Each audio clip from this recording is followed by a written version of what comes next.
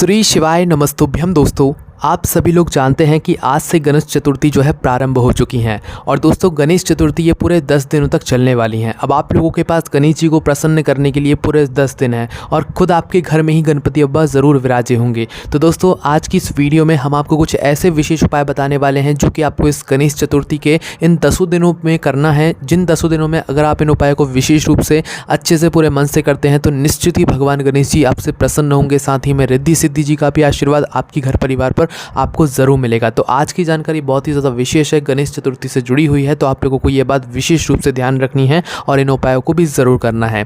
तो दोस्तों, सबसे पहले हम लोग आपको ये बताना चाहेंगे कि गणेश चतुर्थी का जो त्यौहार है, ये जो पर्व है, ये गणेश जी को समर्पित होता है। इस दिन गणेश जी की स्थापना होती है और पूरे 10 दिनों तक जो है गणपति बप्पा सभी लोगों के घर में पंडालों में विराजित होते हैं। साथ ही में रिद्धि सिद्धि भी जो है उनके साथ में विराजित होती हैं। अगर आप लोगों ने हमारी पहले वाली वीडियोज़ देखी होंगी तो हमने आपको पहले ही बता दिया था, जब भी आप अपने घर में गणपति बप्पा को लेने के लिए जाएं तो उससे पहले अपने घर में 2 बिंदियां ज़रूर लगाएं, एक हल्दी की और एक कुमकुम की, ठीक है। और अपने घर के बाहर 2 स्वस्तिक ज़रूर बनाएं, एक हल्दी का और एक कुमकुम का। आप लोगों ने ज़रूर बनाया होगा, ठीक है। ये जो है रिद्धि सिद्धि के प्रतीक रहते हैं, क्योंकि गणपति बप्पा जब 10 दिनों बाद जाते हैं तो हमारे घर में रिद्धि सिद्धि रह जाती हैं। और रिद्धि सिद्धि जब हमारे घर में रहती हैं तो हमारे घर में हमेशा खुशियाँ बनी रहती हैं। तो ये कारण है उन 2 बिंदियों का लगाने का। तो ये बात तो आप सभी लोग जानते हैं। पर दोस्तों, आज है गणेश चतुर्थी और गणेश चतुर्थी की जो पहली पूजन होती है, इस पहली पूजन में और गणेश चतुर्थी की जो 10 दिनों तक आप पूजन करने वाले हो, उस पूजन में अगर आप लोग एक नाम का उच्चारण भगवान के सामने कर दोगे ना, तो भगवान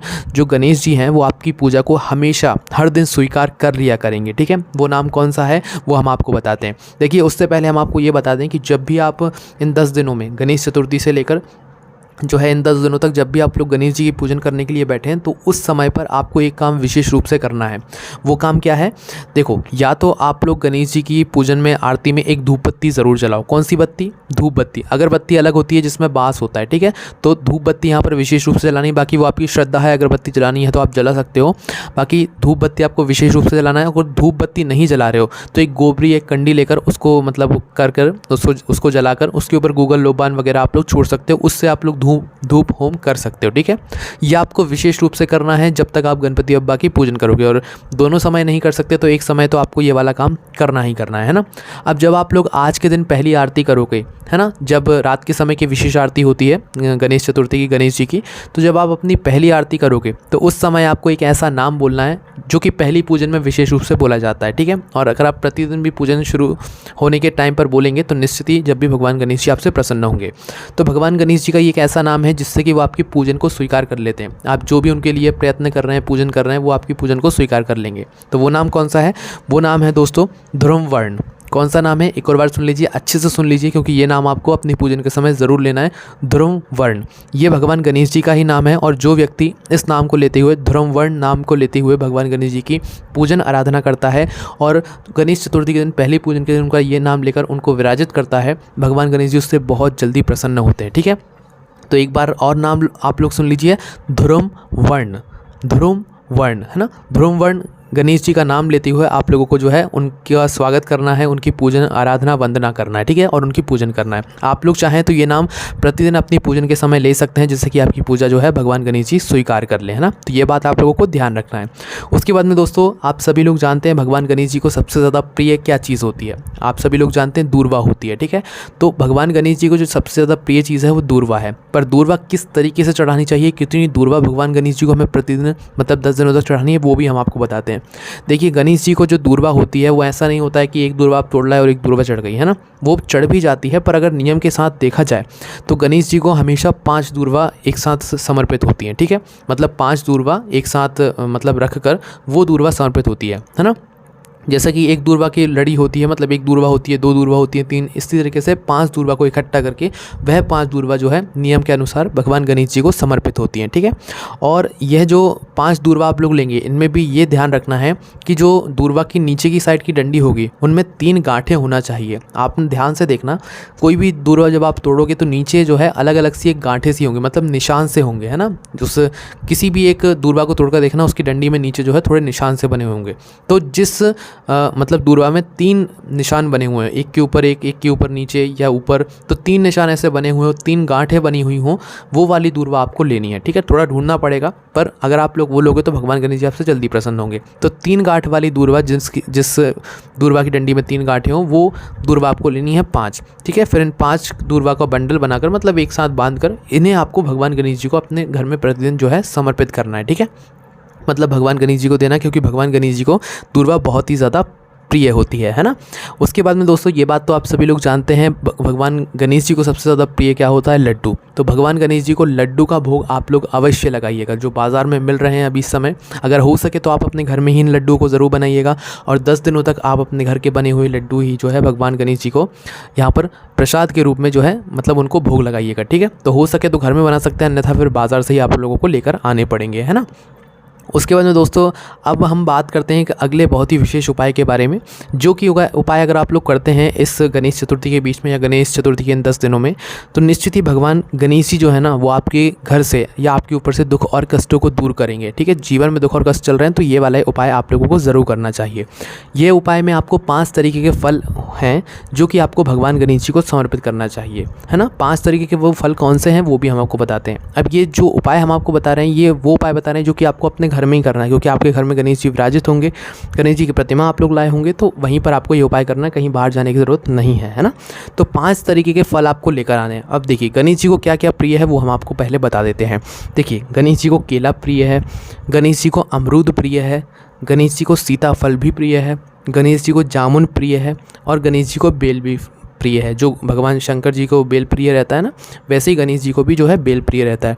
तो जो व्यक्ति इस गणेश चतुर्थी पे या कभी भी 10 दिनों में कभी भी गणेश जी को या गणेश जी के मंदिर जाकर ये 5 तरह के फल उन्हें समर्पित करता है ना, केला, अमरूद, सीताफल, जामुन, बेल, तो भगवान उसके जीवन से सारे दुख और कष्ट दूर करते हैं और उसको खुशियां प्रदान करते हैं। ठीक है, तो ये 5 तरीके के विशेष फल हैं, आप एक और बार ध्यान से सुन लीजिए। केला, अमरूद, सीताफल, जामुन, बेल, है ना। इससे आपके दुख और कष्ट दूर होते हैं इन 5 फलों वाले उपाय को करने से। उसके बाद में दोस्तों कोई बच्चा है जिसको ज्ञान की कमी है या धन संपदा की आपके घर में कमी है ना। अगर ज्ञान की किसी बच्चे को कमी है, कोई पढ़ने में अच्छा नहीं है और आप चाहते हैं कि वो अच्छा हो जाए, या आपके घर में धन संपदा की जो कमी है वो सही से नहीं है, मतलब आपके घर में धन की बहुत ज़्यादा कमी हमेशा बनी रहती है, तो उस स्थान पर भी आपको यह वाला एक नया उपाय ज़रूर करना चाहिए। यह उपाय आपका 17 दूर्वा वाला उपाय है। इसमें मात्र आपको साधारण 17 दूर्वा तोड़ के लेकर आनी है, गिनकर, है ना। तो आप लोग 17 दूर्वा जो है अच्छी जगह से, शुद्ध जगह से तोड़ कर लेकर आइएगा, और दूर्वा ही लेकर आना है, क्योंकि एक दूर्वा वो हो जाती है जो कि बड़ी दूर्वा हो जाती है। तो भगवान गणेश जी के लिए आपको हमेशा ताज़ा दूर्वा और जो दूर्वा हो वो दूर्वा लेकर आनी है ना। तो भगवान गणेश जी के लिए इस उपाय करने के लिए 17 दूर्वा आप लोग लेकर आना, गिनकर। ज़्यादा भी ला सकते हो पर उपाय में 17 दूर्वा ही लगेंगे, है ना। तो 17 दूर्वा आपको लेकर आनी है, और जब आप यह उपाय करने के लिए बैठें सुबह शाम आरती के समय के बाद, तो उस समय आपको क्या करना है, एक मंत्र कोई सा भी ले लेना है भगवान गणेश जी का। ठीक है, जो आपको याद हो, पौराणिक हो, पहले का हो, वो आपको ले लेना है। और अगर ज़्यादा कुछ याद नहीं आ रहा है तो ओम गम गणपते नमः जो है, ओम गम गणपते नमः, इस मंत्र का आपको जाप करना है। ठीक है, करना क्या है, 17 दूर्वा आपके पास है, तो इन 17 दूर्वा को आपको एक एक करके मंत्र का जाप करके आपको भगवान गणेश जी को समर्पित करते जाना है। और इस उपाय को भी आपको अपने घर में ही करना है, जहाँ पर आपके गणेश जी की मूर्ति विराजित हो। ठीक है, आपको मात्र एक एक दूर्वा भगवान गणेश जी को ओम गम गणपते नमः का मंत्र का जाप करते हुए आपको समर्पित करते जाना है। जो भी व्यक्ति, कोई बड़ा भी इस व्यक्ति को कर सकता है, अगर अपने घर में धन संपदा को बढ़ाने के लिए इस उपाय कर रहे हैं तो कोई बड़ा इस व्यक्ति इस उपाय को करे और एक एक दूर्वा भगवान गणेश जी के मंत्र का जाप करते हुए गणेश जी को समर्पित करे। अगर कोई बच्चा अपने बुद्धि को बढ़ाने के लिए, विवेक को बढ़ाने के लिए इस उपाय करना चाहे तो बच्चा 17 दूर्वा लेकर ओम गम गणपते नमः का मंत्र का जाप करते हुए एक एक दूर्वा भगवान गणेश जी को समर्पित करे। तो ये एक ही उपाय है जो कि 2 जगहों पर आपको काम आने वाला है। बहुत ही ज़्यादा विशेष उपाय है। भगवान गणेश जी रिद्धि सिद्धि जो है वो आपको बहुत ज़्यादा ज्ञान प्रदान करती हैं, तो इसीलिए इस उपाय को आप लोग ज़रूर करके देखिएगा। उसके बाद में दोस्तों अगर अगले विशेष उपाय की बात करें तो दोस्तों ये सबसे बड़ा उपाय है, और इस उपाय को करने से आपके घर में जो धन संपदा होगी वो बढ़ती ही चली जाएगी। ठीक है, तो ये जो उपाय अब हम आपको बताने जा रहे हैं ये विशेष रूप से धन संपदा को बढ़ाने के लिए। अगर आपके घर में धन संपदा की कमी है, पैसों की कमी है, तो ये वाला उपाय आपके लिए बहुत ही ज़्यादा ज़रूरी है ना। इस उपाय में आपको करना क्या है, वैसे तो ये उपाय पहले दिन का ही है, आप चाहें तो आज कर सकते हैं, अन्यथा गणेश चतुर्थी के 10 दिनों में से जब चाहें आप जब कर सकते हैं। ठीक है, करना क्या है, देखिए इस उपाय में आपको लेना है एक दूर्वा। कितनी? मात्र एक दूर्वा, है ना। कितनी? एक दूर्वा लेना है अपने घर में जो है धन संपदा को बढ़ाने के लिए। आपको करना यह है कि भगवान गणेश जी से जो है एक दूर्वा आपको लेना है, मतलब भगवान गणेश जी पर चढ़ी हुई, आपने पूजन के समय चढ़ाई हो या जब भी चढ़ाई हो, पहले दिन विशेष रूप से आप इस उपाय कर सकते हैं, बाकी बाद में भी कर सकते हैं ना।